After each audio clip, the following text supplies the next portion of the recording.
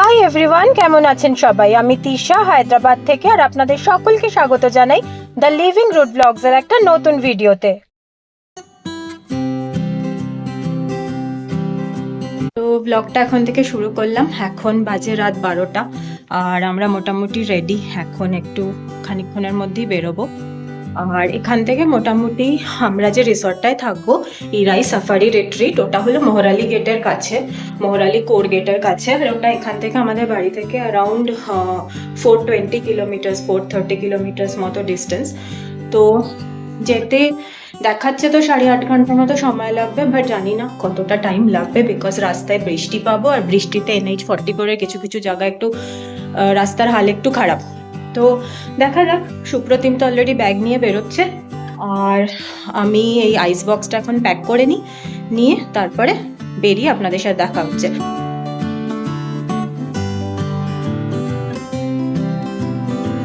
তো আইস বক্স একদম রেডি। এখানে কিছু নিম্বুজ নিয়ে নিয়েছি, কোক জিরো নিয়ে নিয়েছি, আর তার সাথে নিয়েছি 2টো জলের বোতল। রাস্তা থেকে আরও লাগলে তুলে নেবো। ভয় অ্যাকচুয়ালি একটু কমই নিয়েছিলাম, যে কি জানি আটবে কিনা। এখন দেখছি আরেকটা জলের বোতলে আরামসে এটে যেত। তো চলুন, আমরা রেডি।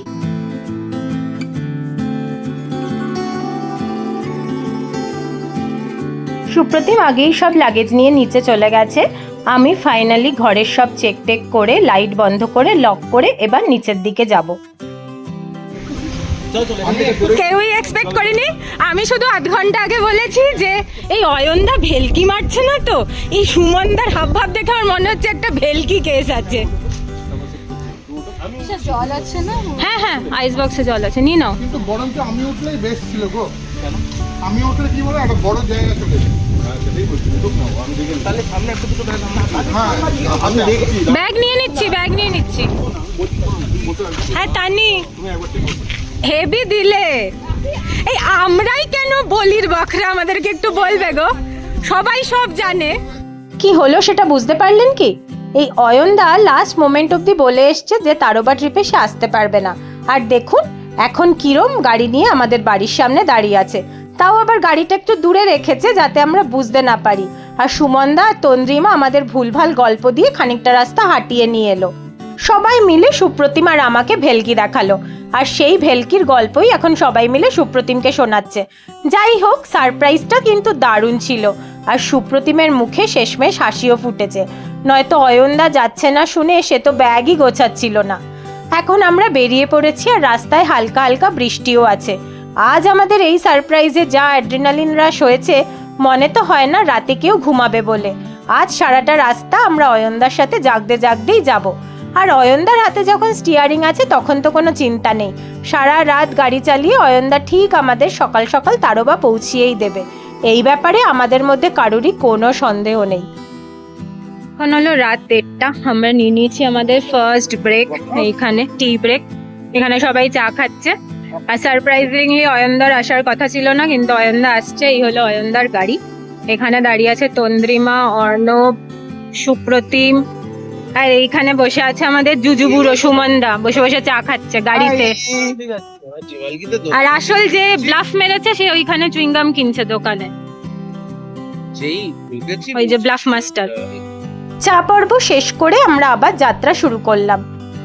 বৃষ্টি তেমন একটা পাচ্ছি না, তবে বর্ষার পরে রাস্তায় খানাখন্দ বেশ বেড়েছে, তাই একটু সাবধানে গাড়ি চালাতে হচ্ছে আর কি। আর সুপ্রতিম আজ সারা দিন ভালো করে ঘুমিয়ে নিয়েছিল যে রাতে অর্ণবকে গাড়ি চালানোতে অ্যাসিস্ট করবে, আর এখন সেই এনার্জিটা অয়নদা আর অর্ণবের সাথে গল্প করাতে লাগাচ্ছে। গাড়ির ভিতরে সিমটা একটু তুলতে হবে। বাংলা একটা গান আছে আমার খুব ফেভারিট, তো এখন সকাল 5:30। আমরা নিয়ে নিয়েছি আমাদের থার্ড ব্রেক। আর এই আমার পেছনে যদি আপনারা দেখেন, এটা হলো অ্যাকচুয়ালি NH44। ওর নিচের আন্ডারপাসটা দিয়ে আমরা এবার রাইট টার্ন নিলাম, জাস্ট আদিলাবাদ ক্রস করেই। তো এক্সাক্ট লোকেশনটা আমি ঠিক এখন বলতে পারছি না। এই জায়গাটার নাম হলো ভোরাজের এখানে আমরা রাইট টার্ন নিয়েছি। এবার এখান থেকে সোজা যাব। তো এখনো দেখাচ্ছে যে 143 কিলোমিটার বাকি, আর টাইম লাগবে অ্যারাউন্ড 3 আওয়ার্স, বিকজ এখানে এখন সিঙ্গেল রোড, তো তাই জন্য, বিকজ হাইওয়ে নয়, এগুলো সব স্টেট হাইওয়ে। ন্যাশনাল হাইওয়ে নয়। তো বাস এখানে এখন একটা ব্রেক নিয়ে 5-10 মিনিট সবাই একটুখানি করছে। অয়নদাও অনেকক্ষণ ধরে ড্রাইভ করছে, তো অয়নদারও একটু হাত পা সোজা করার দরকার আছে, নিয়ে তারপরে আমরা আবার বেরিয়ে যাব। ব্রেক পর্ব শেষ করে আবার যাত্রা শুরু করলাম। এখনো বেশ খানিকটা পথ চলা বাকি, আর গুগল ম্যাপ দেখাচ্ছে এই পথ পেরোতে বেশ বেশি সময় লাগবে, কারণ রাস্তার কন্ডিশন খুব একটা ভালো নয়। যাই হোক, সবাই আমরা এখন বেশ ক্লান্ত আর ভাবছি কখন রিসর্টে পৌঁছাবো। রাস্তায় যেতে যেতে পেলাম একটা ভাঙা ব্রিজ আর একটা অজানা নদী। নদীর নাম নাই বা জানলাম, কিন্তু এই নদীর সৌন্দর্য আমাদের সকলকে দারুণ মুগ্ধ করলো। সবাই এই নদীটা দেখে আবার বেশ চাঙ্গা হয়ে উঠেছি। যাই হোক, গল্প করতে করতে আধা ঘুমিয়ে আধা গল্প করে ফাইনালি আমরা পৌঁছে গেছি পদ্মাপুর গেট। না, এটা কোনো সাফারি গেট নয়, এটা হলো পদ্মাপুর মহরালি রোডের ওপর ফরেস্ট ডিপার্টমেন্টের একটা চেকপোস্ট, কারণ এরপরেই শুরু হয়ে যায় তারোবার বাফার জঙ্গল। আপনি যদি বাফার জঙ্গলের ভিতর যেসব গ্রাম আছে তার কোনো স্থানীয় বাসিন্দা না হন, তাহলে এই গেটে আপনাকে দেখাতে হবে আইদার আপনার সাফারি বুকিং এর স্লিপ অথবা আপনার যে রিসর্ট স্টে আছে তার বুকিং ভাউচার। এর মধ্যে একটা দেখালেই তবেই আপনি এন্ট্রি পাবেন। পৌঁছে গেছি তারাবা আন্ধেরি টাইগার রিজার্ভের পদ্মাপুর গেটে। এখন এখানে আমরা বুকিংয়ের যে সাফারি বুকিং আছে তার পার্চিগুলো মানে রিসিপ্টগুলো দেখাচ্ছি। দেখালেই এই গেট থেকে এন্ট্রি দেবে, কারণ এরপরে শুরু হচ্ছে বাফার জঙ্গল, মানে ভিতরে যেটা সেটা হলো জঙ্গল। তো যে অয়নদা আসছে রিসিপ্ট দেখিয়ে এখান থেকে পারমিশন করাতে হয় গাড়ি ভিতরে যাওয়ার, আর তারপরে আমরা এখন ঢুকবো। অ্যানাদার 30 মিনিটস আমরা রিসর্ট পৌঁছে যাব। পদ্মাপুর গেট থেকে পারমিশন করিয়ে এখন আমরা ঢুকে পড়েছি তারোবার বাফার জোনের ভিতরে। গেটে অনেক ইনফরমেশনই দিতে হলো, বুকিং ভাউচার আর গাড়ির ডিটেলস ছাড়াও কতজন আছে, কি জেন্ডার, সব ডিটেলসই তারা নিল। এখন এই বাফার জোনে খুব আস্তে আস্তে গাড়ি চালিয়ে যেতে হবে, আর কোনো হর্নও মারা যাবে না, কারণ সেটাই ফরেস্ট ডিপার্টমেন্টের নিয়ম। আর এই রাস্তায় প্রচুর হিউম্যান অ্যানিমাল কনফ্লিক্ট হওয়ার চান্স থাকে, কারণ এখানে রেগুলারলি ওয়াইল্ড অ্যানিমাল রাস্তার এই পাশের জঙ্গল থেকে রাস্তার ওই পাশের জঙ্গলে যায়। আপনাদের সাথে কথা বলতে বলতে অনেকটাই চলে এসেছি, আর এই দেখুন এক পাশে দেখা যাচ্ছে ইরাই লেক। এই ইরাই লেকটার নাম হলো ইরাই গ্রামের থেকে, আর ইরাই গ্রামের আর ইরাই লেকের নাম অনুসারেই আমাদের রিসর্টের নাম ইরাই সাফারি রিট্রিট, একদম এই লেকের পাশে। এটা হলো মহরালি গ্রাম। এই গ্রামের নামেই কিন্তু মহরালি কোর গেটের নামকরণ হয়েছে। এই গ্রামটা পেরিয়ে একটু বাদেই যে বাহাতে রাস্তাটা, ওই রাস্তা দিয়ে খানিকটা গেলেই আসবে আমাদের রিসর্ট ইরাই সাফারি রিট্রিট।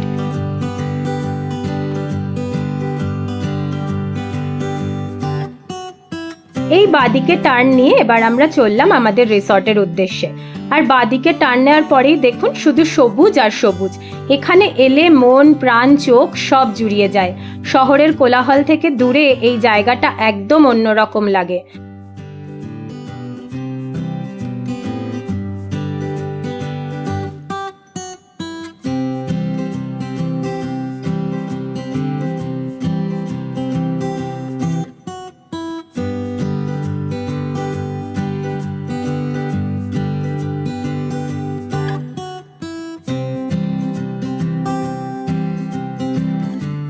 এখন সকাল 8টা আর আমরা পৌঁছে গেছি ইরাই সাফারি রিট্রিটে।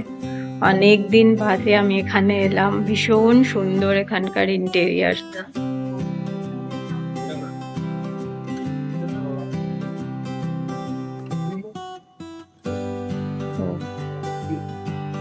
এই হলো এখানকার ভিউ।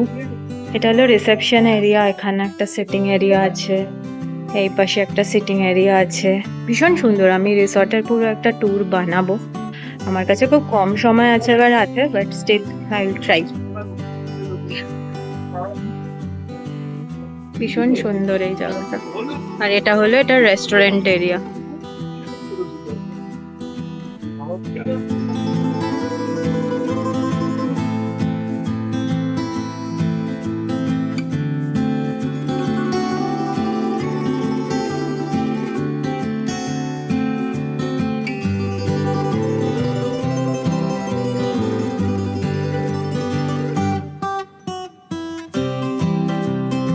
চলুন রুমের দিকে যাওয়া যাক। এবার আমরা বুক করেছি দুটো লাক্সারি টেন্ট। একটায় থাকবো আমি, সুপ্রতিম, অর্ণব আর তন্দ্রিমা, আরেকটায় থাকবে সুমনদা আর অয়নদা। লাক্সারি টেন্ট না বুক করে নর্মাল কটেজও বুক করা যেত, কিন্তু লাক্সারি টেন্টটা এদের মেন এরিয়া থেকে একটু দূরে, তাই একটু নিরিবিলিতেও থাকা যাবে আর বেশ জঙ্গল জঙ্গল ফিল পাওয়া যাবে। দারুণ জায়গা, আমি অনেকবার এসেছি ইরাইয়ে, বাট কোনোবারই আমার তখন আমি ভিডিও কিছু করতাম না, এখন করি, তো সেই জন্য আপনাদের সাথে শেয়ার করতে পারছি। বাট আমার দেখা বা আমার থাকা ফেভারিট স্টের মধ্যে একটা, বিকজ ইটস অ্যাফোর্ডেবল আর ভীষণ সুন্দর, লাইক আ লাক্সারি রিসর্ট।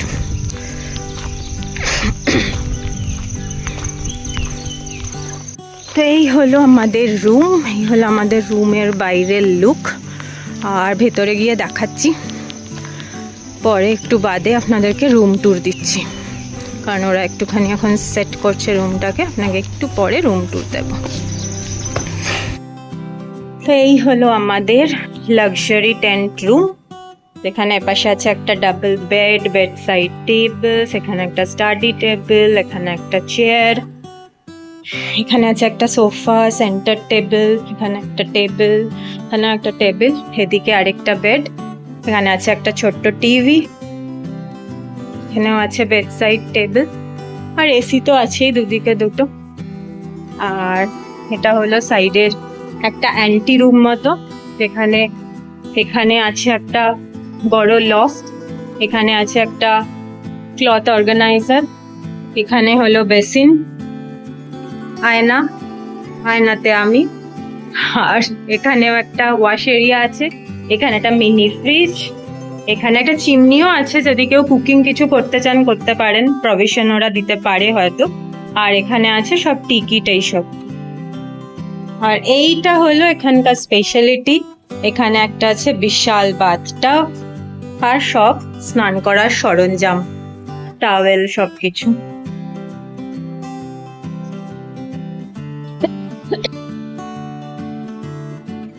আর এখানে আছে সব বাথ কিট।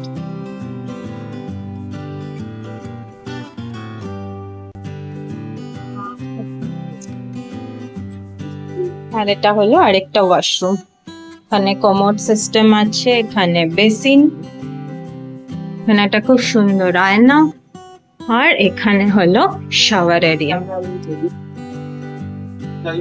শাওয়ার এরিয়া, এখানে টাওয়েল সবকিছু দেওয়া আছে, দারুণ ব্যবস্থা। এখন যাচ্ছি ব্রেকফাস্ট করতে, আমি ফ্রেশও হয়ে গেছি, কারণ ইচ্ছা করছিল না আর কিরকম একটা যেন লাগছিল শরীরটা, তাই জন্য ফ্রেশ হয়ে গেলাম, স্নানও করে নিলাম। এখন ব্রেকফাস্টের জন্য যাচ্ছি, আর জায়গাটা ভীষণ সুন্দর, ভীষণ সুন্দর। সামনে সুপ্রতিম আর অর্ণব ফটো তুলছে, আর আমি, তানিয়া আর অয়নদা যাচ্ছি। তো চলুন দেখি ওরা কি ফটো টটো তুলছে ওখানে, আর এই পাশটা আপনাদেরকে দেখাচ্ছি। এই দেখুন কি সুন্দর, এই যে সামনে যে কাঁটাতারের বেড়াটা আছে, আমি যদি জুম করি, ওর পর থেকে হলো পুরো জঙ্গল, ওটা হলো বাফার, তারপরে কোর দূরে যে জঙ্গলটা দেখা যাচ্ছে। তো চলুন যাওয়া যাক। এখানে এসে মানে আমি ইরাইতে যখন থাকি, আমার মনে হয় বাঘ যদি দেখা নাও যায় আমার কোনো আপত্তি নেই, আমি ব্যাস এমনি শুধু এখানে থেকেই কাটিয়ে দিতে পারবো। এখানে একটা ছোট্ট বাচ্চাদের জন্য প্লে এরিয়া আছে, আর এখানেও একটা রেস্টুরেন্টের প্রভিশন আছে, কেউ যদি এখানে খেতে চায় সেও এখানে খাবার নিয়ে এসে খেতে পারে। আর এইখানে বোধহয় একটা ওরা কিছু সিটিং এরিয়া মতো বানাচ্ছে, বাট এখন এটার কাজ চলছে, তো জানি না, নিশ্চয়ই ডেভেলপড হবে আস্তে আস্তে। আর এখানে আগে অনেকগুলো মাসাই মারা টাইপের টেন্ট ছিল, বাট ওগুলো যেহেতু উডেন ছিল না, ওগুলো আস্তে আস্তে নষ্ট হয়ে গেছিলো, তো এখন আমি এসে দেখছি যে ওরা ক্লিয়ারও করে দিয়েছে। তো দেখি সামনে চারজন কি করছে। চলে এসছি ব্রেকফাস্ট, এটা হলো ডাইনিং এরিয়া। কোথায় বসছো? আচ্ছা,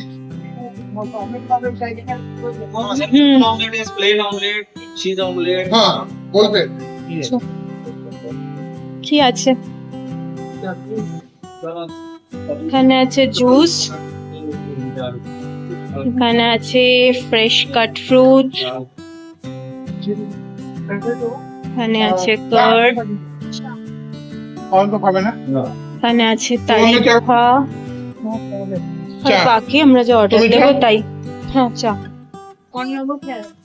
চা চাই अभी कभी दिन हाँ अभी तो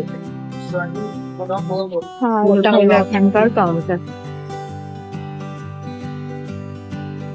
হ্যাঁ, তো বলছিলাম আজকে সাফারিটায় বাঘটা কোন দিক দিয়ে দেখা যাবে? ওই দিক দিয়ে দেখা যাবে, খেয়েছিস কি? আর কি দেখো কি পাবে না সেটা বলতে বলতে কোন দিক দিয়ে দেখা যাবে? অর্থাৎ ঈশান কোণ থেকে বেরোবে। ঈশান ঈশান কোণ, ঈশান কোণ থেকে তো রাত কম্পাস থেকে আছে, বেরোবে। কম্পাস কম্পাস আছে। ঈশান কোণে তো রাত থেকে বেরোবে।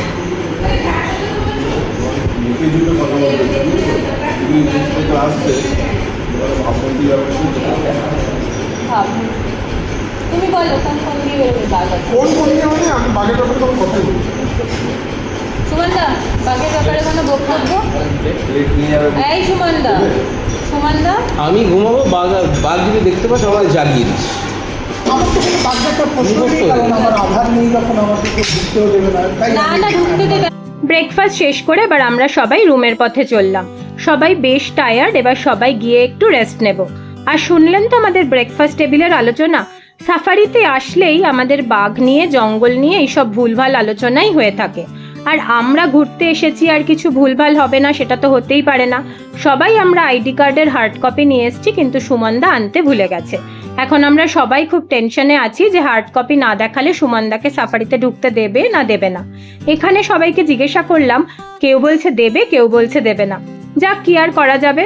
আর অর্ণব এখানে জঙ্গলে ঢুকে গেল পাখির ছবি তুলতে। বাট আমরা সবাই এবার রুমের দিকে যাচ্ছি। আর রুমের দিকে যেতে যেতে এই ব্লগটাকেও এখানেই শেষ করছি।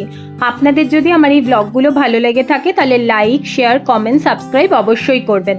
দেখা হচ্ছে পরের একটা ব্লগে। Till then stay blessed and happy.